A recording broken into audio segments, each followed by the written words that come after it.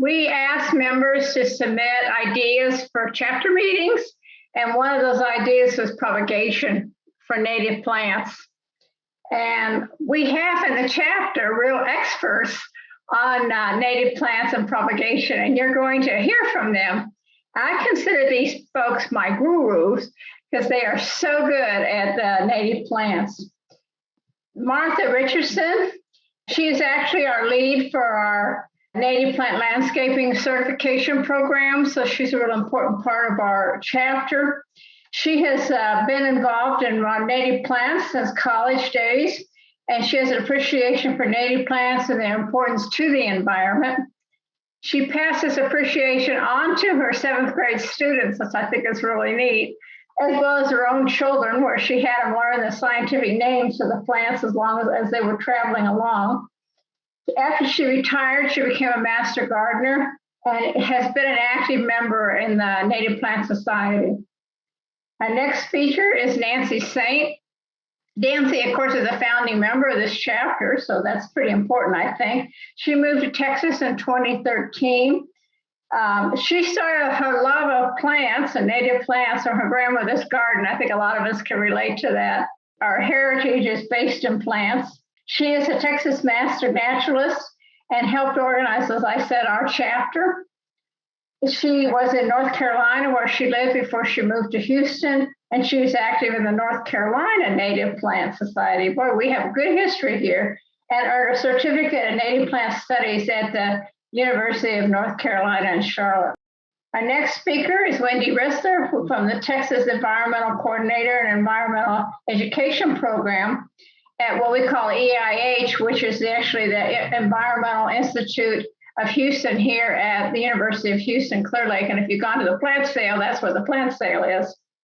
Before relocating to Texas, she taught high school chemistry and biology in Virginia and North Carolina. She also taught environmental education classes at nature centers in North Carolina and California. She is originally from Virginia and received her undergraduate degree from Virginia Tech and her master's degree from North Carolina State University. And finally, Rowena McDermid is an environmental education program. She is a Texas master naturalist. She obtained her bee farm from the University in Johannesburg, South Africa, where she actually worked in hospitals and community pharmacies in both South Africa and the UK. After arriving into Texas, she volunteered extensively for community youth programs. Her work at EIH focuses on youth programs such as Youth Birding Club and summer nature camps. These are our gurus in native plants and how to propagate them. Native plants on the cheap. I am Martha Richeson, and I am not an expert. I just want to say that I am an expert experimentalist and probably will be forever. And I do want to preface this.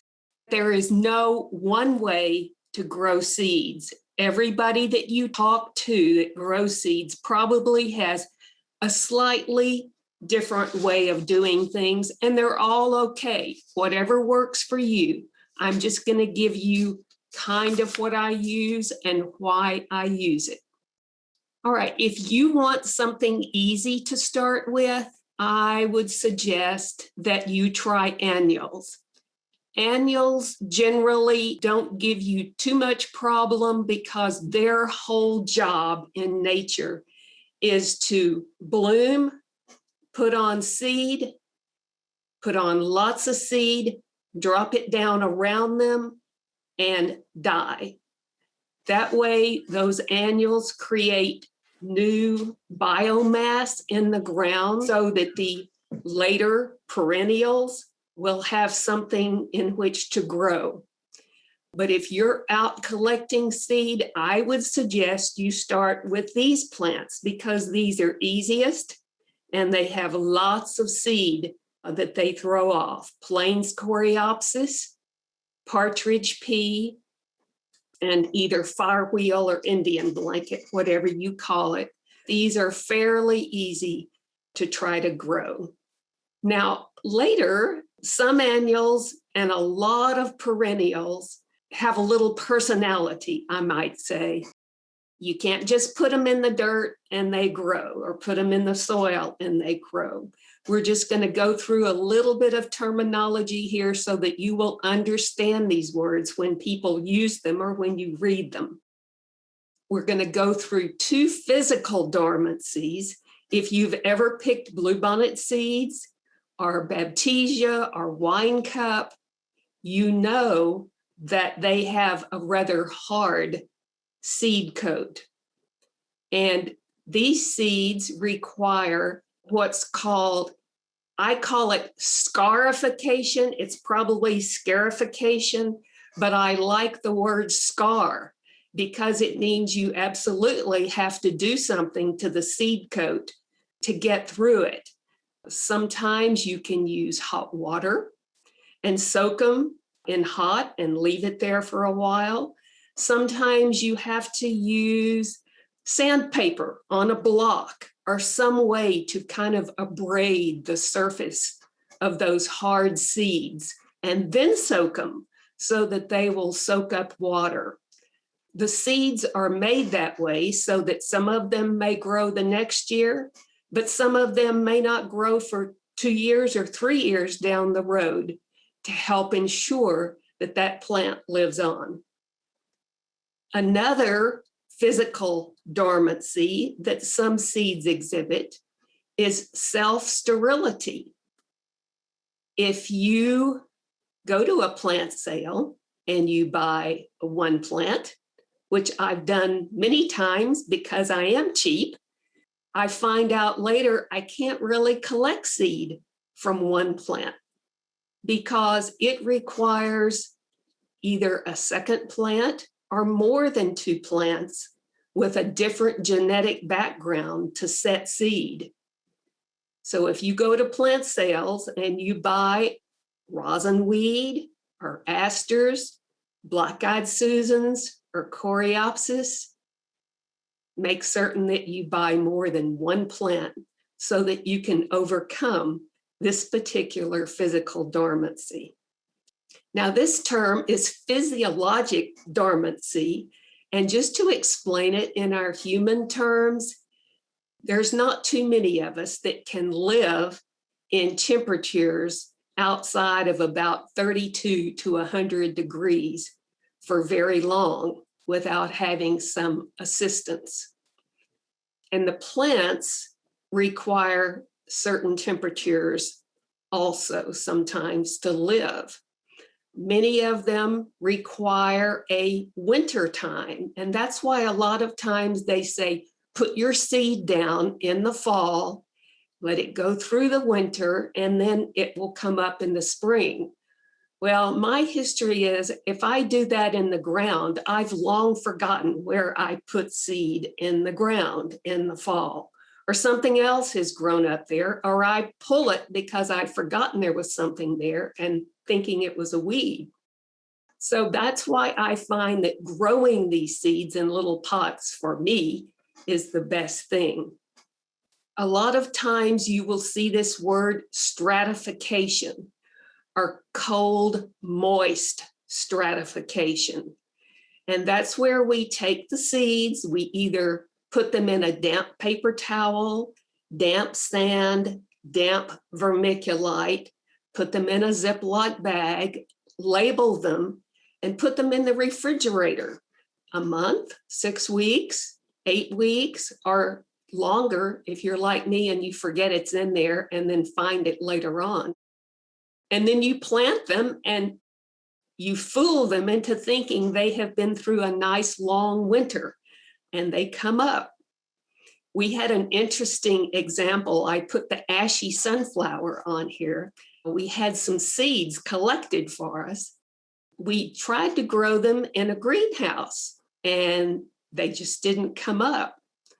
But when we planted them in little cups and had them outside through the winter, we found that they did come up. In reading, I found that this ashy sunflower actually requires some fluctuating temperatures. It needs some warm days and some colder nights. So you just never know the mind of the seeds.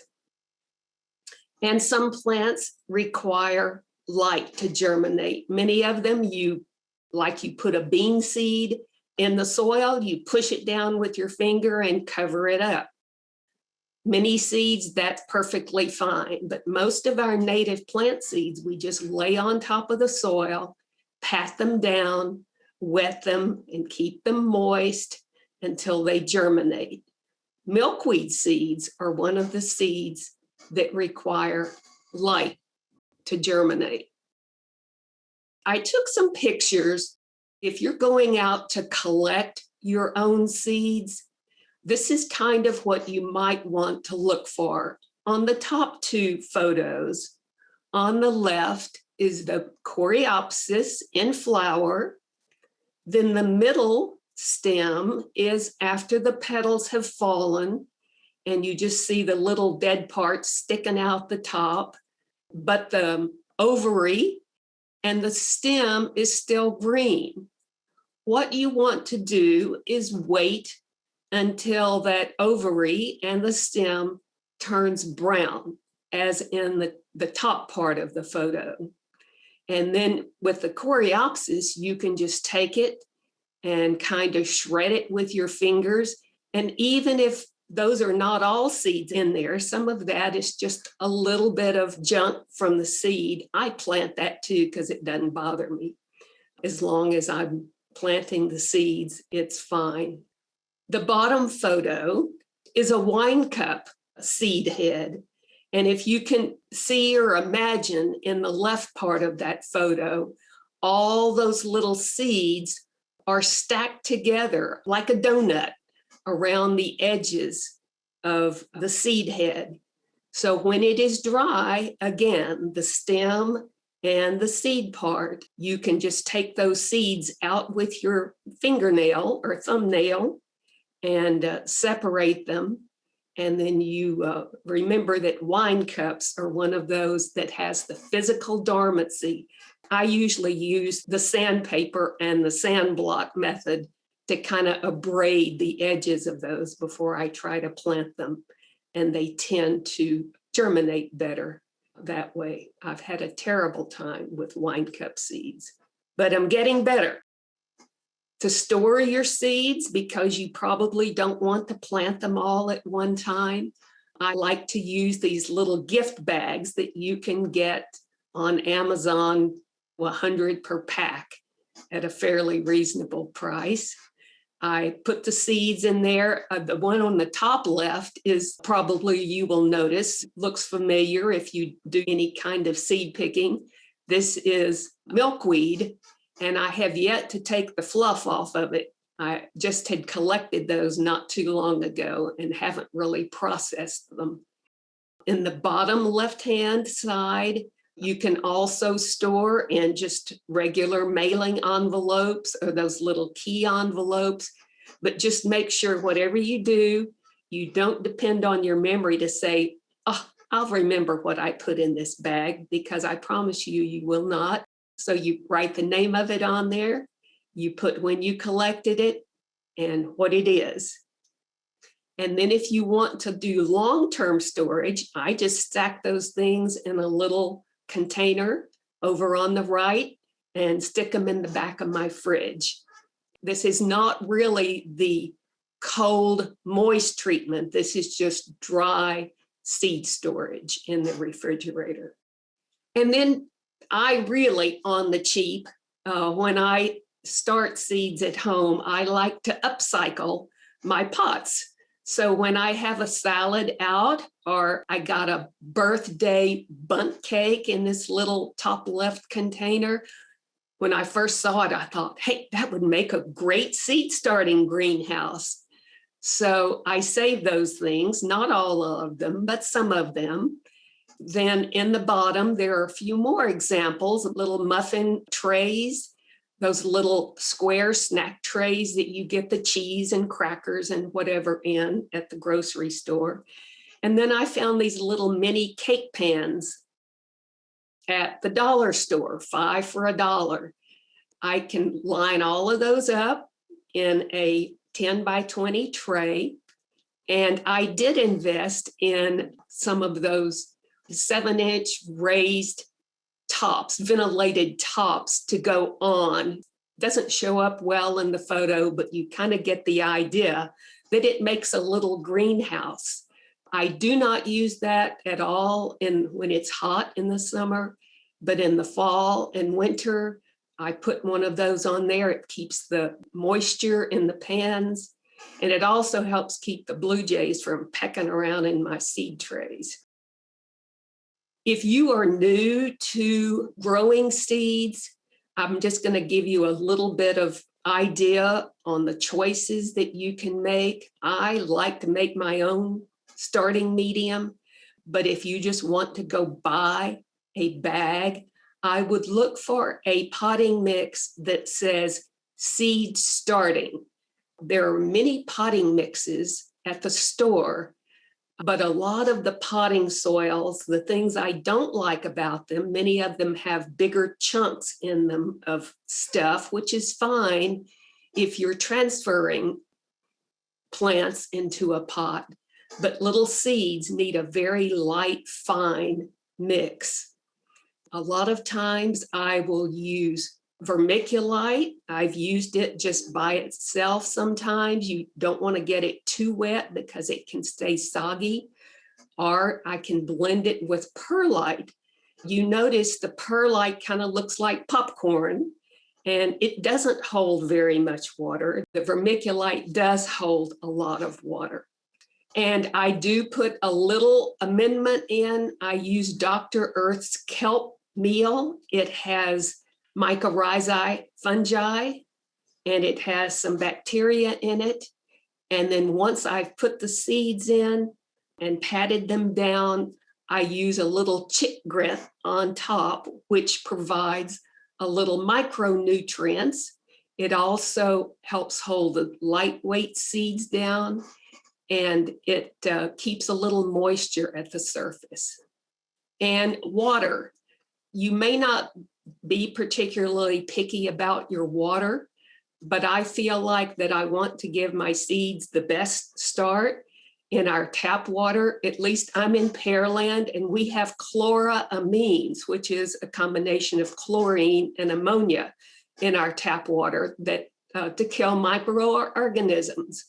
But if we're adding bacteria and fungi to our growing mix, why do we want to add tap water in there to kill all of that? So I try to treat my tap water a little bit. You notice this is ascorbic acid, which is just vitamin C, and 1/4 teaspoon will neutralize 40 gallons of tap water. So really, if I'm just making a gallon, I just use a few little grains, put it in a gallon of water, and then I have that water available for me. Now, this is a little 30-second video on actually how to put holes in these pans and put the potting soil in it.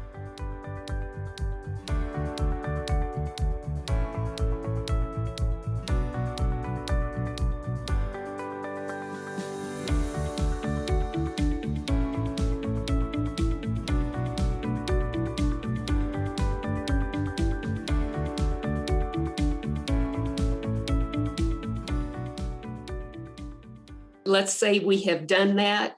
We've kept them covered, we've kept them moist. And then after a certain amount of time, you have success, or sometimes not. You notice on the far right, there's just 2 or 3 plants in that pot that came up, but the other pot has many, many plants. These are just my references: Native Plant Propagation by Jan Midgley. And then I use this website, Prairie Moon Nursery, just for their germination codes a lot of times, where I have the rectangle around it, the C30, that means cold treatment for 30 days. Now we're in the South and it's not always the same for us, but at least it gives me an idea of what the cold treatment should be. And the last one is just a reference from Nature's Way resources on the vitamin C and the chloramines. Thank you. I'm Nancy Saint. I'm going to talk about propagation from cuttings or vegetative propagation. We're starting well past the seed. The beautyberry bush, I have one at the corner of my property, and it is very lush. And of course, this year with all the rain, it really is. And I'm thrilled. I've got all the green berries, which will turn purple later on.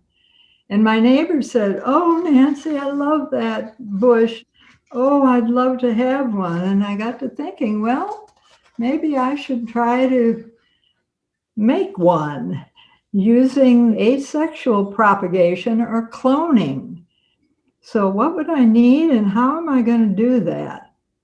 First of all, I want you to get a notebook, something you can keep track of things in, because with the propagation, these dates are going to be very valuable to you, especially next year when you say, you know, that plant just really turned out well. I wonder when I started that and what I did. So list the date you take the cuttings, what the weather was. You want to include the soil mix that you used, the first signs of a new leaf growth, the day you transplanted them, and the percentage of cuttings that rooted.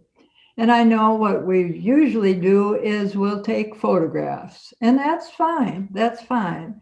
After all, we have the benefit of having the date up on the top of those photos. Put them all in an album, and there will be your propagation notebook. These were the beginning of the cuttings that I did. You notice this is laid down April 1st, and there's Yopon holly, and here, Helen, our parsley hawthorn.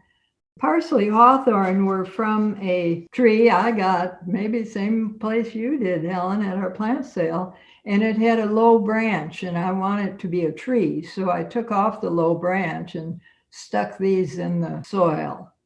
And this is the beautyberry that I started out, that was going to be my purpose. So all of these have been stuck since the beginning of April.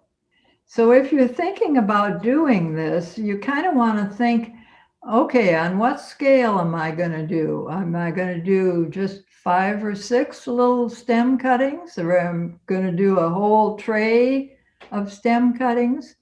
Because you want to find somewhere with dapple shade, somewhere in your yard, outside. Warm temperatures, we don't have to worry about that in Houston, do we?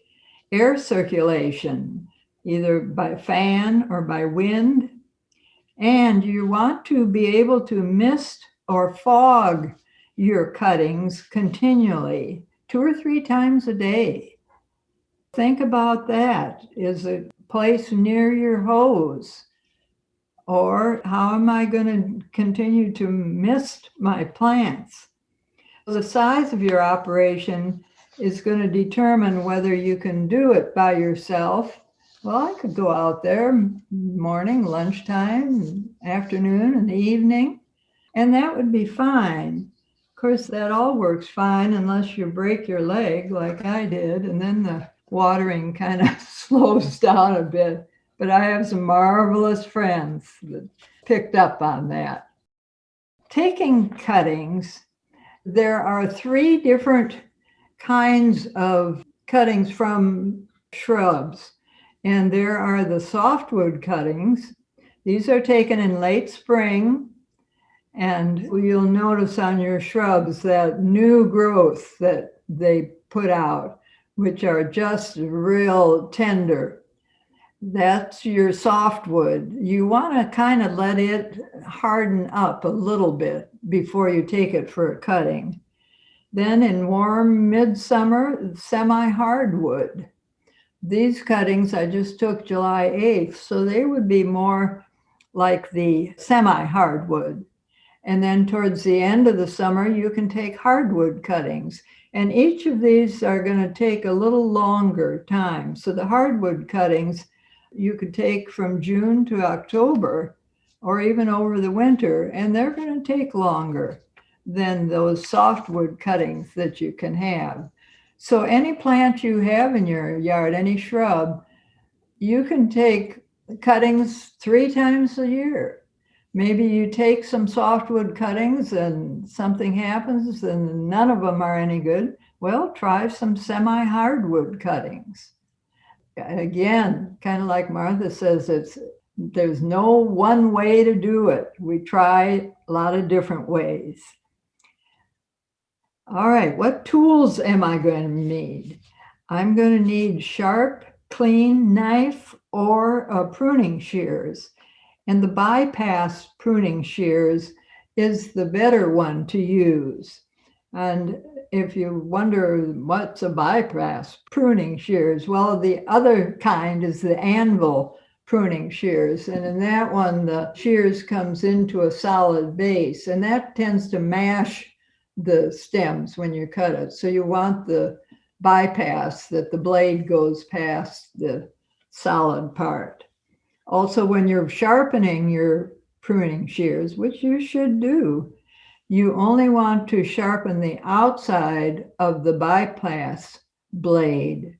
You can kind of run it over the inside so there's no burrs there, but it's only sharpened on the outside. Then you're also going to need a bucket of water or plastic bag, because all your cuttings that you're going to take have moisture in them, and you don't want to lose that moisture. Now, I want you to be aware of the node on the branches. And the node is where the leaves come off. And it can be opposite leaf pattern. 2 leaves would probably come off the same node and go the opposite way. Whereas if it's an alternate, there's 1 leaf and then 1 leaf and then 1 leaf. But each of those is a node. And off of those nodes, roots can grow. So here you notice in the Turk's cap that the leaves have come off the node there. When you're cutting and you're looking at a branch, you want to cut just below a node, preferably at a 45-degree angle. And that tells you that's the bottom of the cutting. Because if you plant them upside down, they don't grow very well. The angle will be at the bottom. Then you want to count. The second node would, both the first and the second would be under the soil or the mixture, and then 2 nodes above, and then probably a top node, a 5th node, where there would be leaves. And you want very little of the leaf structure. You're going to cut off any extra, because these little cuttings don't have any roots. So the only thing that keeps them growing is the moisture they get on the leaf. So you don't want that extra leaf up there, or they're going to lose some of their moisture through that extra leaf.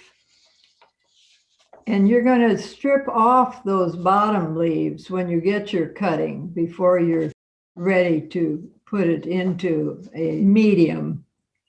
You can score the bottom or take off some of the, would be the outside bark, and that reveals the cambium layer, which is where the roots are going to come from.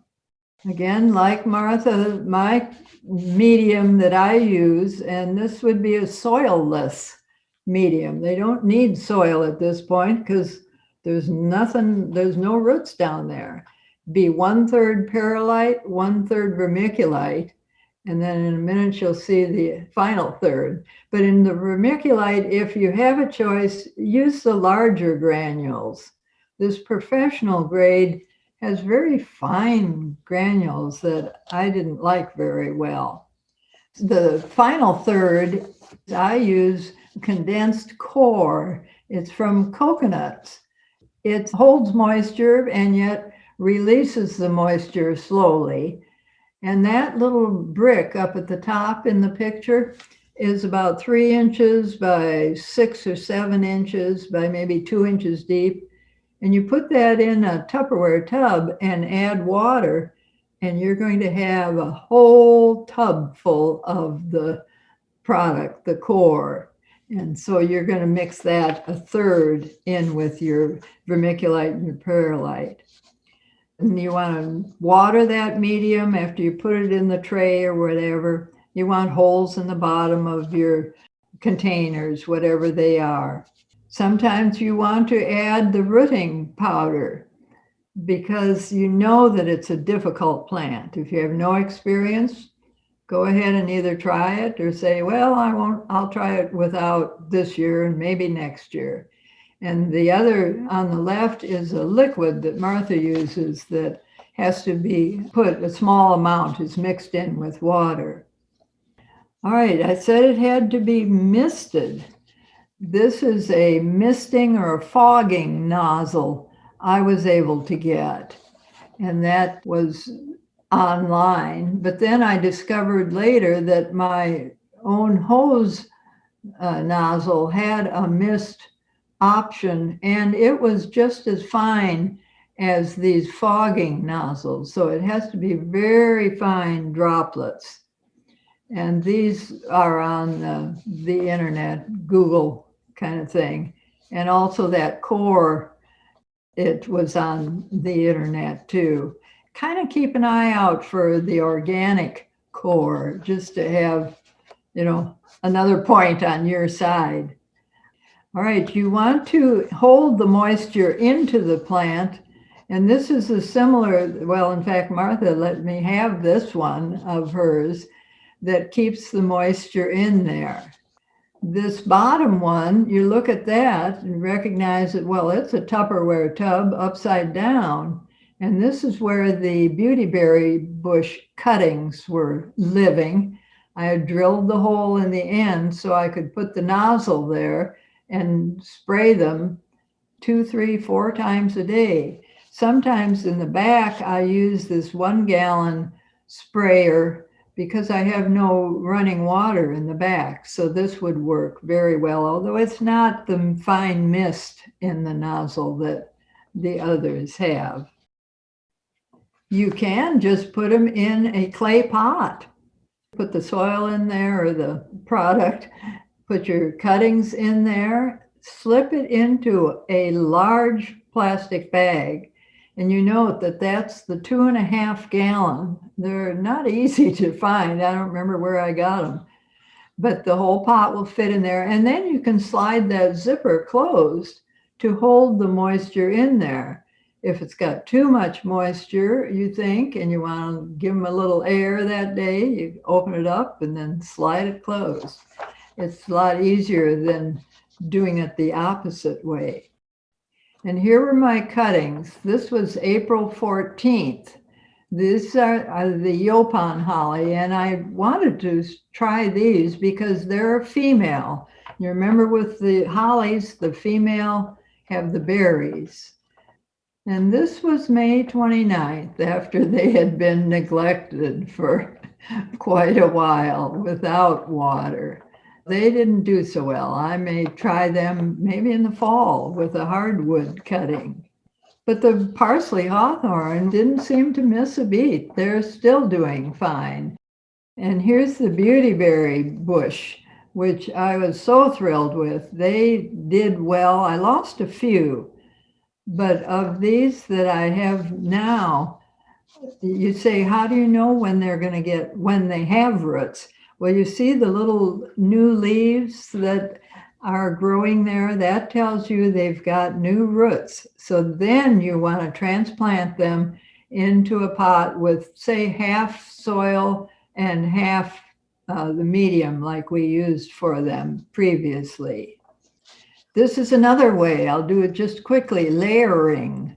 Frog fruit. I got this on March 9th in my garden, and each node had leaves and even a couple of roots coming down.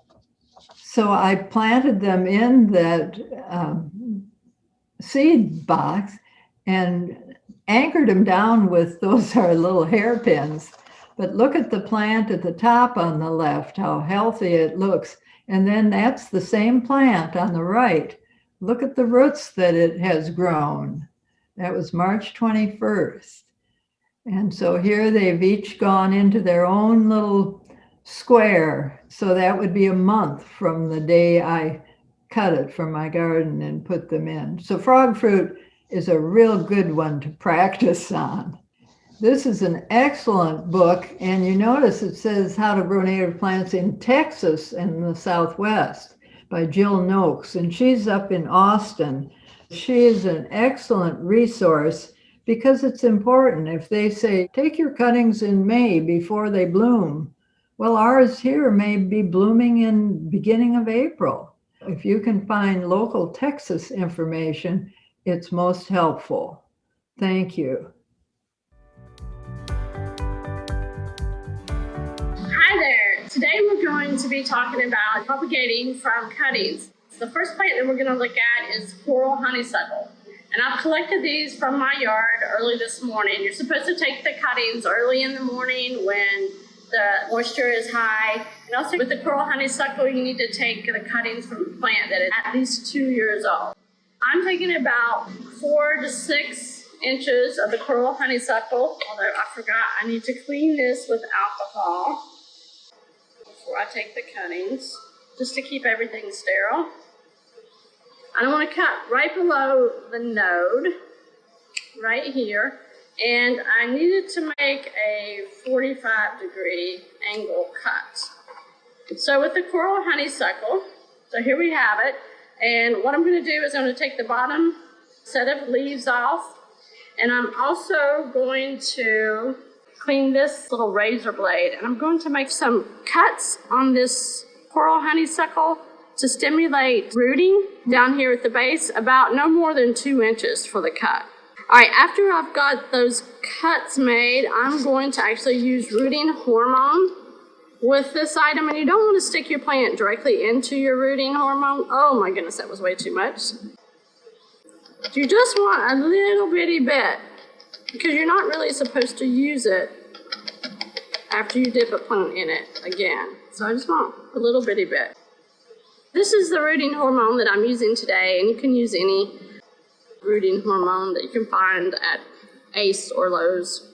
I'm going to dip just the plant into the rooting hormone. I'm going to dust off any excess, and then I'm going to take my bamboo skewer, and I'm going to bring it over here into these pots that have been prepared. So I've washed and cleaned these pots and dried them off, and then I put a potting soil in here to do our potting up, and I've also watered the soil and pressed it down to get rid of all the air bubbles. And so I'm going to make a little hole in here with the bamboo skewer so I don't accidentally take off the rooting hormone. I'm going to stick it down in there. I'm just going to press it down like so. Then I'm going to put it on this misting table. The misting table is right here, and this plant will get misted about every 20 minutes. Now you can do these at home. It's quite warm in this greenhouse. Sometimes it gets too warm. I would not recommend leaving it in a greenhouse for more than a week or so, and then I'm going to move it outside, especially in the summer as it gets quite warm in the greenhouse. Okay, the next cutting that we're going to try out here, I'm going to do the same thing with sterilizing these scissors again. This is a native blue salvia. Salvias are pretty easy to start from cuttings. So again, I'm going to cut below the leaf node, right in here at a 45-degree angle. And I'm going to take off the bottom 2 sets of leaves. And then I'm just going to cut a little bit off the top so it doesn't lose so much water and moisture through its leaves. Now I'm going to stick this in our rooting hormone, tap off the excess, and bring this one over to one of our cleaned, prepared pots. And we're going to put that in like so. And then again, I'm going to set it under the misting table. We did some of these already. May the 15th we did these, and we probably have left them a little bit too long in the greenhouse. So we're going to take those outside.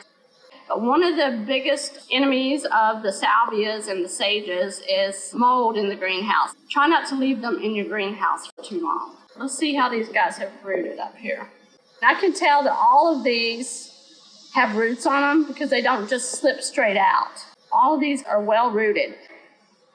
And they're in these containers that are kind of long, so it's helpful to try to get them out from the bottom up. All right, our very last plant is our Virginia Sweetspire. Virginia Sweetspire is a really nice plant, blooms in the spring. You can take the cuttings. It's best to take them in the summer or the fall from the side shoots once the plant has started hardening off. This is, I would say, a semi-hardwood cutting. So what we're gonna do with the Virginia Sweetspire is, again, I need to clean these scissors. We're gonna go right below a leaf node, 45-degree angle.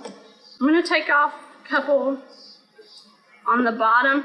I don't know about scraping the skin on these plants. I haven't read that specifically for Virginia Sweetspire, just for the coral honeysuckle, so I'm not going to do that on the Virginia Sweetspire. I am going to cut back some of the leaves. So then I'm going to go ahead and put in our rooting hormone, tap off the excess.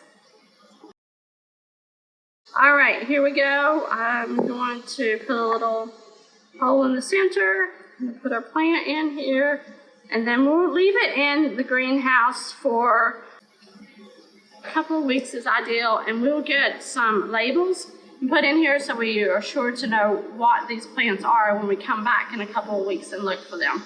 If you don't have a greenhouse, what you could do is you could get a plastic bag, and you could get your bamboo stick and just put it on the side. Put a plastic bag around here and just kind of monitor the moisture that's inside the plastic bag. And that'll work for a little mini greenhouse at your own house, as probably most of you don't have a greenhouse. Hi everyone, I'm here to show you how to harvest seeds from the cheapest possible place to get seeds from, and that's your own garden. And what we have in here is an aquatic milkweed, Asclepias perennis, and as you can see there's a pod of seeds right here. Okay, I'm going to put that in my bucket. We sometimes use, especially for other types of milkweed, but you can also use it for the perennis milkweed. If you're afraid that you're going to miss the seed and it's going to drop on the ground before you collect the pod, you can always use something like this to try and catch the seed. It's also useful for showing you where the pod is, because sometimes the pod can be difficult to see. If you're looking around and you see a green pod that is no longer ripe, I actually see another ripe pod there.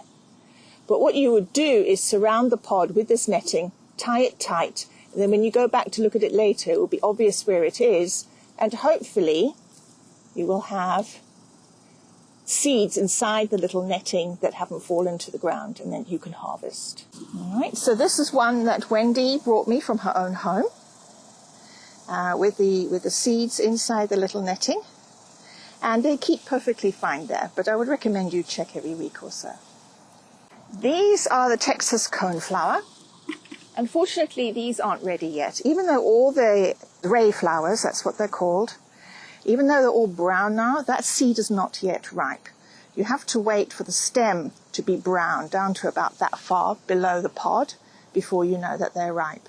And if you pick them too early, they won't germinate for you. Over here, we have Coreopsis. This is an annual. So it will reseed itself very successfully. But if you want to get a stand of Coreopsis started, then what you need to do, you see how the brown is underneath the pod there? You can collect these, either in a bucket or a tray. And when you come to cleaning them, you will find that the seeds are actually on the inside of that pod. This is the seed here. This one there. You can either just sprinkle them directly on the ground, or if you're going to take them to another place in your yard, or you can keep them to store them for friends or to give away at a seed swap or something like that. But once you have your stand of Coreopsis established, it should reseed itself every year. Here we have the Monarda lentimerai, or the lentimer's bee balm. Now, as you can see, these are finished blooming, and some of these are not ready for seed collection yet. There's still too much green on it. Even this one, which is almost totally brown, there's still too much green on it. So this is a good candidate for collecting seed. The seed head is brown, the stem is brown for a good length underneath. Now, what I would normally do is collect a whole bunch of these and then shake them around in a bucket so the seeds will fall out. It has teeny tiny seeds coming out of these little tubes here, and they look a lot like sesame seeds. They're that small. But let me see. Before I get it, I shake it out into my hand. There we go. There's the seeds. Now, if you're worried about not leaving the seeds for the birds and the insects, I wouldn't worry too much about that because they do fall out on their own. You're never going to gather every single seed. But I would recommend not in your own yard. I mean, in the wild, they say not more than 10% on one day of what you see that's ready. In your garden, you can do a little bit more than that, but leave some behind for nature and keep some for yourself. A few seed heads goes a long way. You usually get quite a lot of seeds out of a single seed head. Finally, what we have ready at the moment is this. This is Gaillardia pulchella, which is the common Indian blanket. Very pretty flower. If you want to collect the seed, again, you've got to look for a nice brown seed head on a brown stem. But when you break this open, the seeds are actually on the inside. There's the seed. So it's got a little tail on the end for it to fly through the air, and then that bit which is on my fingernail, that's the bit that's going to actually germinate. So you can collect those seeds. Now, it's a good idea if you don't plant your seeds straight away, if you're going to keep them for even just a couple of weeks, you do need to make that they're properly dry, because otherwise your seeds will go moldy. I'm going to show you how I plant aquatic milkweed, Asclepias perennis. This seed we have gathered from this garden, from Wendy's garden, and from various other people who've been kind enough to bring in seed pods. This is what it looks like when it's inside the pod. This pod, unlike the green milkweed, doesn't explode in a puff of fluffy white fibres that float away in the air. This pod will stay quite nice for collection, so you don't really need to cover this with a jewellery bag to collect the seed. You just have to check your plot quite often for pods. This species is easy. There's no pre-preparation required as long as you've stored your seed somewhere where it is cool and dry. You could probably keep it for a couple of years. The other native milkweeds requires cold stratification 4 to 6 weeks before planting, and this one does not, which makes it a good species to propagate. It grows really well in most domestic gardens. It flowers consistently through spring and summer and bushes out nicely. I'm just going to put 2 seeds on top of this potting soil, nothing special about it, which I have moistened. I'm just putting 2 seeds in each of these pods or cells, mostly because I do not get 100% germination, but I usually do get 50% or a little bit more, and that way I end up with about 1 plant in each pod. And then I'll continue until I've finished the whole tray. This tray has 50 pods, so I'll be using 100 seeds, which you can easily get off 1 large seed pod of Asclepias perennis. I will be covering this with soil. Not too deep, just enough to cover it. I will moisten it again, and then I'm going to be putting it in the greenhouse until it germinates. Once it germinates, I will quite quickly transplant that into a 4-inch by 4-inch square pot, and when I start seeing the roots through the bottom, I will transfer it into a gallon container. If they're growing quickly and you feel that you can leave out the 4-inch by 4-inch pot and go straight to the gallon, that's fine. I just like to conserve my use of soil. What I have here is some Virginia Wildrye seed that we collected in the field. Grass is generally very easy to propagate. I have got some potting soil here which I have just moistened, just in a small container. And all I do is lay the seed over the top. You see, I haven't cleaned it perfectly. The rougher bits are obviously not seed. If you get it out of a packet, you will not have this problem. Spread it out. Press it down a little bit. The seed needs contact with the soil, but it does not need to be buried by the soil. And sometimes what I will do, I have a spare tray over here. I'm just going to sprinkle a little bit of soil over the top to stop it from being blown away. I will put this in the greenhouse where it will be watered daily until it germinates. And pretty soon after it germinates, I will transplant it into a 4-inch by 4-inch container, again using potting soil or a mixture of potting and garden soil. As it grows bigger, it'll come out of the greenhouse. It'll be an outside shaded area where it'll be watered regularly. And as soon as the roots grow underneath the 4x4 pot, it'll go into a gallon container. We use topsoil that we have delivered in bulk for that stage. All right, that's the end of our program. Do we have any questions? Tammy would like to know, how long do seeds last once they have been harvested? It's hard to tell. Every plant is different. I would take some if there's seeds that you really don't think you're going to get your hands on again. I would put some of them in cold, dry refrigeration for a while. Some of them will last for years. Others, a lot of perennials, only 2, 3, or 4 years is my experience. Do you have to dry out the seeds before storing them? I think that Rowena mentioned that, but would you mind commenting on that too, Martha? Yes, that is true. Otherwise, they tend to mold. And how would you dry them?